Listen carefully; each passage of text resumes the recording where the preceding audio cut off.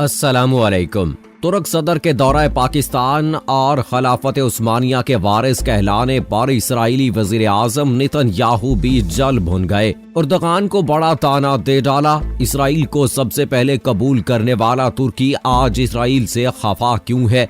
तुर्की Israel ताल्लुकात की असल कहानी क्या है? तुर्क सदर रजब तैयब उर्दगान आए रोज फलस्तीन के हवाले से इसराइल को तनकीद का निशाना बनाते हैं। सदर ट्रंप की डील ऑफ सेंचुरी को सबसे पहले तुर्की ने ही मुस्तरद किया और साथ ही मुस्लिम ममालिक को भी इस डील के हवाले से सख्त मौक़िफ़ अपनाने का कहा। रजब तैयब उर्दगान जहां एक तरफ इसराइली मुजालिम के खिलाफ खुलकर बात करते हैं तो वहीं मुस्लिम उम्मा के इत्तेहाद को वक्त की अहम जरूरत करार देते हैं। फलस्तीनियों पर इसराइल के मजालिम की बात हो तो तुर्क सदर उर्दगान इसराइली वजीर आजम को हिटलर तक कह देते हैं। इन सब खबरों को डिटेल में डिस्कस करेंगे, लेकिन उससे पहले आपको बताते चलें कि आप देख रहे हैं अपनी दुनिया टीवी। वीडियो को व्हाट्सएप, फेसबुक और दीगर सोशल मीडिया पे जरूर शेयर करें।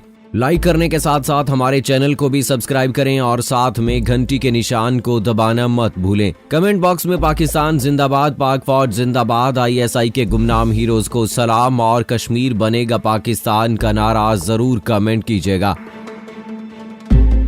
दोस्तों, पहली जंग अजीम के बाद तुर्की ने खुद को इस्लामी खिलाफत की बजाय एक अवामी जमहूरिये के तौर पर मुतारिफ करवाया और मुल्क में खिलाफत उस्मानिया के खात्मे का ऐलान जदीद तुर्की के बानी कमाल अतातुर्क की तरफ से जारी किया गया। इसके बाद तुर्कों ने मगरबी ईसाई ममालिक के साथ मिलकर ताउन का एक नया रास्ता ढूंढा जो बाद में जदीद तुर्की की तरक्की का जामिन ठहरा। तुर्की मगरबी ममालिक के फौजी इत्तेहाद नेटो का अहम रुकन मुल्क बना तो वहीं मगरब और रूस के माबैन भी तुर्की एक अहम खिलाड़ी का किरदार अदा करता रहा। जब इसराइल की रियासत को खित्ता फलस्तीन पर आबाद किया गया तो तुर्की वो पहला इस्लामी मुल्क था जिसने 1949 में ही इसराइल को तस्लीम करते हुए इसके साथ सिफारती ताल्लुकात कायम करते हुए तजारती मुआहदों को भी फरोग दिया था। दोस्तों, तुर्की आलम इस्लाम में सबसे पहले सिफारती ताल्लुकात कायम करने वाले मुल्क की हैसियत रखता है। इसराइल और तुर्की के दरमियान सफारती ताल्लुकात के साथ साथ तजारती और फौजी ताल्लुकात भी कई एक अरब ममालिक के मुकाबले में हमेशा ही बड़े करीबी रहे हैं और सेकुलर हल के इन ताल्लुकात को फरोग देने के लिए अपनी भरपूर कोशिशें सर्फ करते हैं और तैयब उर्दगान की वजारत उज़्मा के दौर में भी इन ताल्लुकात को जारी रखा गया। इस दौरान तुर्की के वजीर आजम उर्दवान ने तुर्की और फलस्तीन के अवाम को एक दूसरे के करीब लाने की अनथक कोशिश की और वो अपने इस मकसद में कामयाब भी हो रहे। उर्दगान ने हमास और महमूद अब्बास को एक दूसरे के करीब लाने के साथ साथ गजा पर इसराइल की जानिब से आयद पाबंदियों को भी खत्म करवाने के लिए आलमी सतह पर आवाज बुलंद की। उन्होंने डावोस आलमी इक्तसादी फोरम के मौका पर इसराइल के सदर को फलस्तीनियों पर किए जाने वाले जुल्म और सितम और हलाकतों के बारे में लाइव प्रोग्राम में खरी खरी सुनाकर मशरिक वस्ता के अरबों और दुनिया भर के मुसलमानों की तवज्जो हासिल कर ली। इसराइल ने जब गजा की नाकाबंदी की तो किसी भी अरब मुल्क से कोई आवाज बुलंद ना हुई और अगर कोई मुल्क इस मौका पर फलस्तीनियों की मदद को दौड़ा तो वह सिर्फ और सिर्फ तुर्की ही था। हुकूमत तुर्की के साथ साथ तुर्की की मुख्तलिफ सिविल सोसाइटीज ने आगे बढ़कर अपनी फलस्तीनी भाइयों के दुख का मदावा करने की भरपूर कोशिशें की। दोस्तों, तुर्की के सिविल सोसाइटीज ने चंद एक मगरबी ममालिक के सिविल सोसाइटीज के ताउन से फलस्तीनियों को खुराक, अद्वियात और दीगर अशियाए जरूरत बहम पहुंचाने के लिए फ्रीडम फ्लोटाला के जरिए अपने सफर का इस्तांबुल से आगाज किया और इस फ्रीडम फ्लोटाला की मंजिल मकसूद गजा थी, लेकिन इसराइली कमांडोज ने इस काफिले को गजा पहुंचने से पहले ही खुले समंदर में बैनुल अक़वामी पानियों से आगे बढ़ने से रोकने के लिए एक बहुत बड़े फौजी ऑपरेशन का आगाज कर दिया। फ्रीडम फ्लोटाला में शामिल मावी मरमरा नामी फ्री बोट जिस पर 69 तुर्क और गैर मुल्की बाशिंदे सवार थे, उन पर रात की तारीकी में हमला करते हुए 10 तुर्क बाशिंदों को गोली मारकर शहीद कर दिया गया। इसराइल फौजियों की जानिब से 10 नहत्ते तुर्क बाशिंदों की हलाकत पर तुर्की ने अपने शदीद रद्द-ए-अमल का इजहार किया और इसराइल से फौरी तौर पर अपनी गलती का एतराफ करते हुए माजरत तलब करने, शोदा के वरसा को हर्जाना अदा करने के साथ साथ गजा की नाकाबंदी को खत्म करने का मुतालबा किया। इसराइल की जानिब से इन मुतालबात को मुस्तरद किए जाने पर तुर्की ने अक़वाम मुत्तहिदा से रजू किया और इस केस को आलमी अदालत ले जाने से आगाह कर दिया। तुर्की ने इस दौरान इसराइल के साथ अपने सफारती ताल्लुकात सफीर की सतह से कम करते हुए थर्ड सेक्रेटरी की सतह तक कर लिए और अपने सफीर को इसराइल से वापस बुलाने के अलावा एक हफ्ते के अंदर अंदर इसराइल के सफीर को तुर्की से निकलने पर मजबूर कर दिया। अक़वाम मुत्तहिदा के पालमर तहकीकाती कमीशन की जानिब से तैयार करदा रिपोर्ट की जानबूझकर फाश किए जाने पर तुर्की ने शदीद रद्द-ए-अमल जाहिर किया और इसराइल के साथ तय पाने वाले तमाम मुआहदों को मुंजमद करने के साथ साथ नेटो और इसराइल की फौजी मुश्तरका मशकों के खिलाफ वेटो इस्तेमाल करते हुए इन फौजी मशकों में इसराइल की शमूलियत की राह में रुकावटें खड़ी कर दी। नेटो की तारीख में पहली बार किसी रुकन ने फौजी मशकों के खिलाफ वेटो का इस्तेमाल किया था। इससे पहले नेटो का कोई भी रुकन इसराइल के खिलाफ इस किस्म का कोई कदम उठाने की जुर्रत नहीं कर सकता था। इसी दौरान तुर्की इसराइल पर अपने दबाव में मुसलसल इजाफा करता चला गया।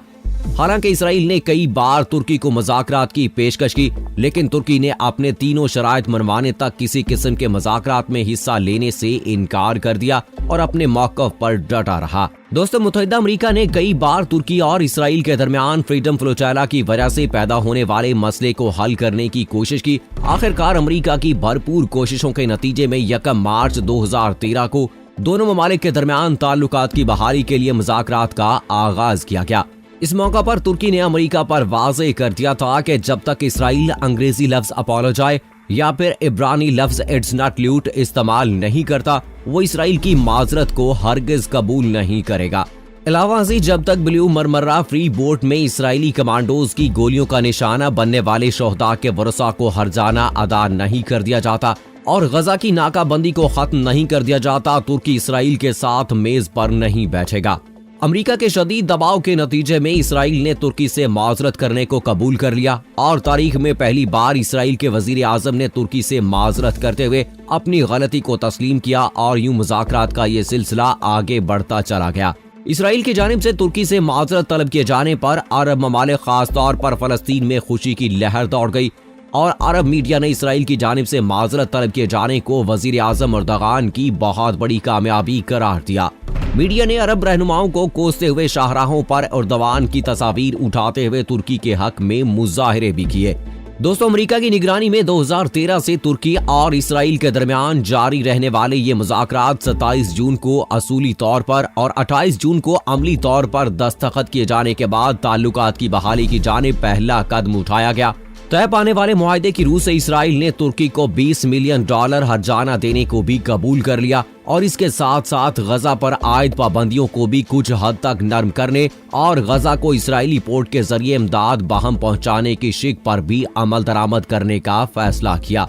इसराइल के वजीर आजम बेंजामिन नेतन्याहू ने रूम में अमेरिका के वजीर खारजा जॉन कैरी से मुलाकात करने के बाद दोनों ममालिक के दरमियान ताल्लुकात की बहाली पर खुशी का इजहार किया, जबकि तुर्की के वजीर आजम ने इस मौका पर खिताब करते हुए उसे गजा और फलस्तीन की आवाम और तुर्की की बहुत बड़ी कामयाबी करार दिया था।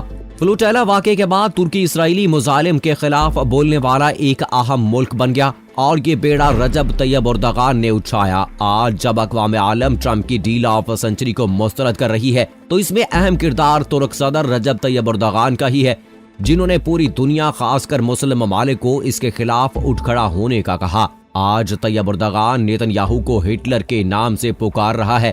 अर्दगान के शोर पर इसराइली वजीर आजम बेंयामिन नेतन्याहू ने अपने हवाले से तुर्क सदर रजब तैयब अर्दगान के ऐलानिया मौक़िफ़ का तमस्खुर उड़ाया, जबकि दोनों मुल्कों के दरमियान तजारती ताल्लुकात के मैदान में ये मौक़िफ़ यकसर मुख्तलिफ हैं।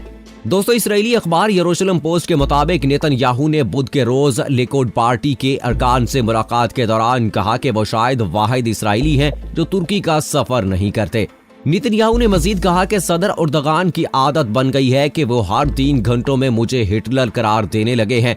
अब वो हर 6 घंटे में ऐसा कर रहे हैं। ताहम खुदा का शुक्र है कि तुर्की और इसराइल के दरमियान तजारत सरगर्म है। तुर्की के सदर रजब तैयब अर्दगान ने अमरीकी सदर डोनाल्ड ट्रंप की जानिब से ऐलान करदा इसराइली फलस्तीनी अमन मंसूबे पर सरजनश करते हुए कहा था कि ये मंसूबा हरगज अमन के काम न आएगा और न कोई हल साथ लाएगा।